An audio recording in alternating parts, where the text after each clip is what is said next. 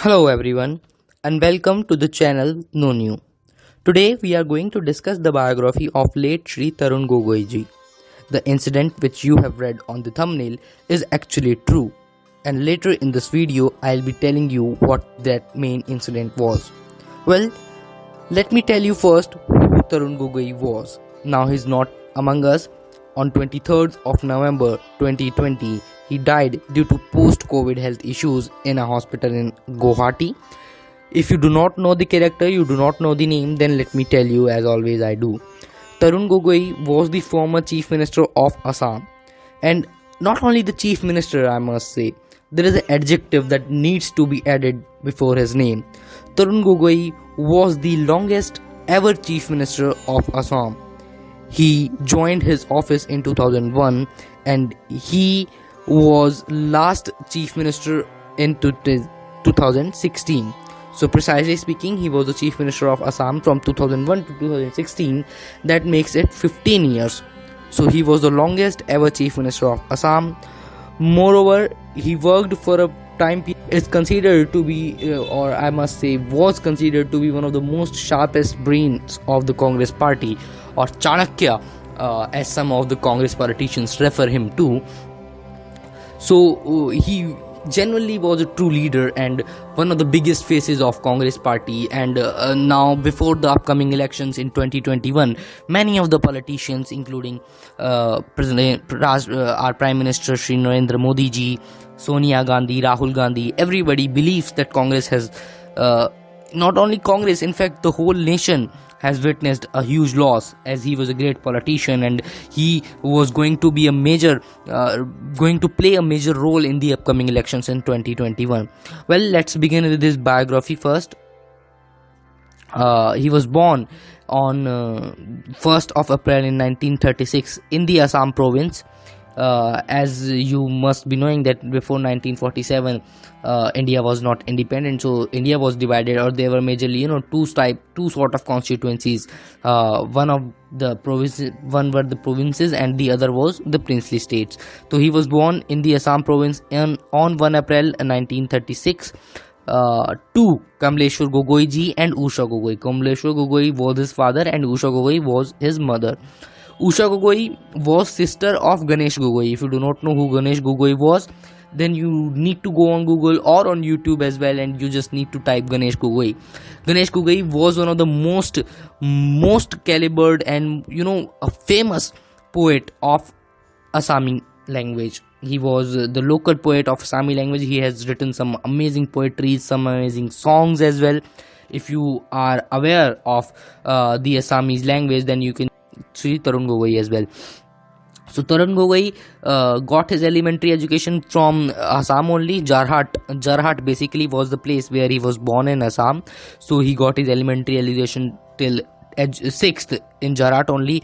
From there he shifted to, for only schooling purposes. He wasn't living there permanently with his family, but he used to go to schools in the main city, Guwahati, and that's sure after the independence. Guwahati was the place where he got graduated from. He got his degree of bachelor's in law, that is LLB, from Guwahati University only. Now he started his political and bureaucracy career quite early. Why I am using the word early? Because he wasn't experienced at all. Usually what we see in Indian politics, that either you are a son of a big politician, or you have a great experience, or you already are a bureaucrat, you already are at a post, and you then join a party. So he wasn't lying in a case neither which I told you. So he didn't establish his chamber that well. That needs to be established by a lawyer who is looking law or advocacy as his only occupation. So he didn't have a chamber that well. So in 1968 he was made the municipal board member, as every city like Bombay has Bombay Municipal Corporation, that is BMC. Delhi has SDMC, NDMC, MCD. So Similarly, there was a municipal corporation board in Assam also, so he was made the member of municipal corporation board in 1968. In 1971, you must be knowing, when Indira Gandhi won the election and Rajanarayan Tarun Gogoi ji. So you see, he was elected to Lok Sabha at quite a younger age. Now, why I was saying that he was considered to be one of the prominent faces of Congress. Here I am going to describe you, or tell you some of the incidents why I am saying so. So in 1976, there was a meeting going to be organized in Assam, AICC. AICC is All India Congress Committee. You must be knowing of it. If you do not know now, you know. AICC is All India Congress Committee, and the meeting of AICC was going to be organized in Assam in 1976. In 1976, the emergency was already imposed on the nation, right? Indira Gandhi government has already imposed the emergency on the nation, but the AICC's meeting was going to be organized in Assam in order to discuss the strategies which need to be executed in order to receive, or in order to visualize, or just build a good nation, or to develop the nation at a better rate. So AICC's meeting was going to be organized.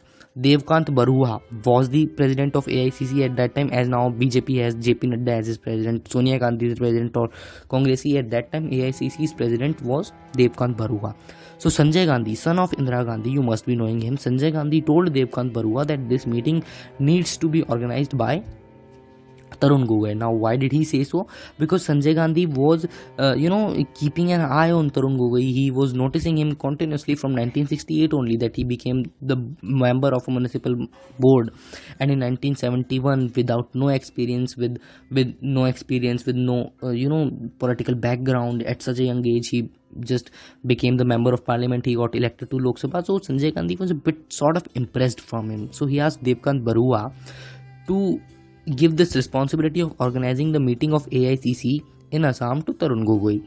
Devkant Barua did so. So Tarun Gogoi was now given the responsibility to organize the meeting in Assam, and this meeting was such a huge success from Tarun Gogoi's point of view, the way he organized all the things, that in her last speech, Indira Gandhi thanking speech, Indira Gandhi said, she specially mentioned some name, and she said that these young people, these young stars have taken the thunder out of us. And she said that this team of young politicians is doing a great job, and that team of young politicians included Pranab Mukherjee, Tarun Gogoi, Kamalnath and Ashok Gehlot at that very respective time. Now you see the political careers of all these people, they all have achieved the feat in their life. Pranab Mukherjee was the ex-president of India. Tarun Gogoi is the one whom I am talking to you right now. Kamalnath is the Chief Minister of Madhya Pradesh, and Ashok Gehlot, is the Chief Minister of Rajasthan. So all of them have achieved the feat in their life. So Indira Gandhi's prediction somewhere turns out to be right. So that talented these people were. Now after this lecture, the plan shifted a bit more. Now Indira Gandhi decided that she will visit the Seven Sisters. What are the Seven Sisters? The states of Assam, Manipur, Tripura, Nagaland, Mizoram. These are called the Seven Sisters. And so Indira Gandhi decided that she will be visiting the Seven Sisters in order to visualize, in order to witness the situations over there, and so that she can discuss the plans with her bureaucrats, so they can lead these Seven Sisters to a better developing situation. So this was the plan. Now again, Tarun Gogoi was given the responsibility that now you will be organizing all those stuffs which are required in order to serve the Honorable Prime Minister as she will be visiting the Seven Sisters. So what he did was, now the incident which is written on thumbnail is this one. What he did was, he suggested Indira Gandhi, look at his caliber and look at his self-confidence. He suggested Indira Gandhi that, ma'am, if you are visiting these Seven Sisters, then do kindly wear the traditional dresses of these Seven Sisters, 7 states respectively. So he suggested Indira Gandhi that if you are going to Assam, then do wear that Assamese sari, and if you are going to Sikkim, then you need to wear that skirt and shawl.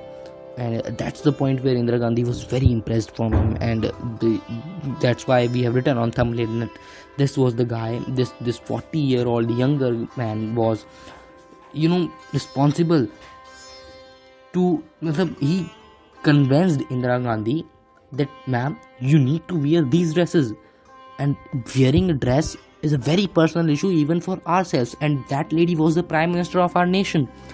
So convincing the Prime Minister of our nation to wear something according to your choice is a huge deal, man, and that's why he's considered to be one of the biggest, greatest politicians of Congress party ever. So there is another incident about him, and I told you that he was the longest Prime Minister of Assam. He apparently, or I must say also, is a best Chief Minister of Assam till now. Why I'm saying so? Because when he took oath as the Chief Minister of Assam in 2001, Assam was in a debt of 780 crore rupees, and that too there was no development in the state. The medical services were very poor, there was no transportation, the infrastructure was very worst.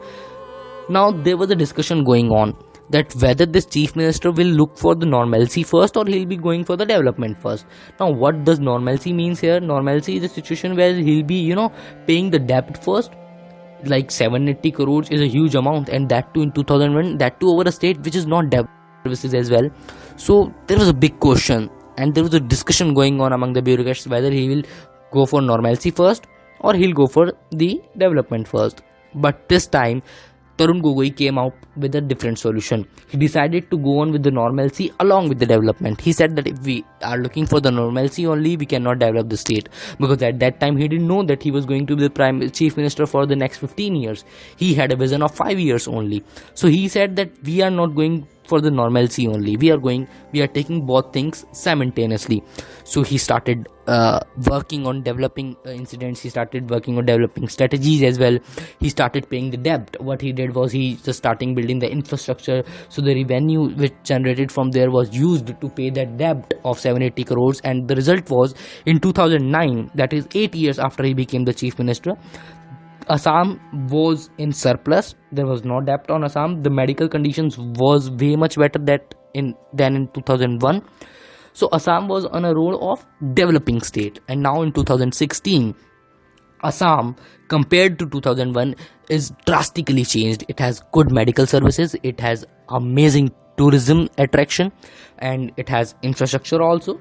And debt is nothing now. There's no debt on Assam. It in fact goes in surplus. It in fact has one of the good budgets of this country.